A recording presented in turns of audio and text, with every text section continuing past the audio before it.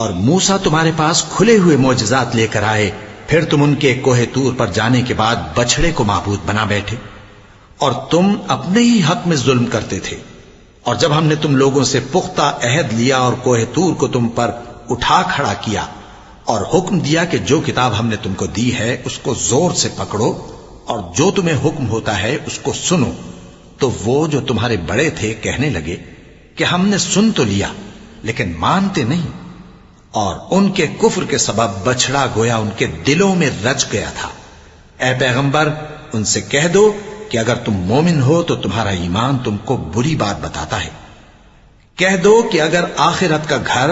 اور لوگوں یعنی مسلمانوں کے لیے نہیں اور اللہ کے نزدیک تمہارے ہی لیے مخصوص ہے تو اگر سچے ہو تو موت کی آرزو تو کرو، اور ان اعمال کی وجہ سے جو ان کے ہاتھ آگے بھیج چکے ہیں یہ کبھی اس کی آرزو نہیں کریں گے،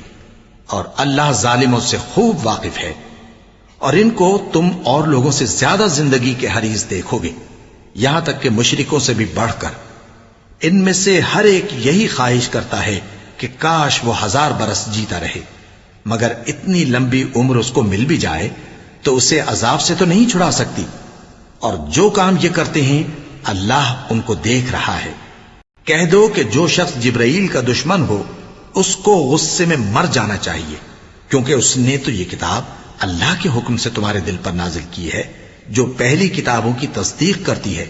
اور ایمان والوں کے لیے ہدایت اور بشارت ہے۔ جو شخص اللہ کا اور اس کے فرشتوں کا اور اس کے پیغمبروں کا اور جبرائیل اور میکائیل کا دشمن ہو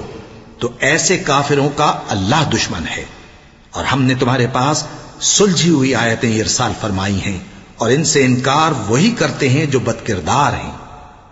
ان لوگوں نے جب جب اللہ سے کوئی عہد کیا تو ان میں سے ایک فریق نے اس کو کسی چیز کی طرح پھینک دیا۔ حقیقت یہ ہے کہ ان میں اکثر بے ایمان ہیں۔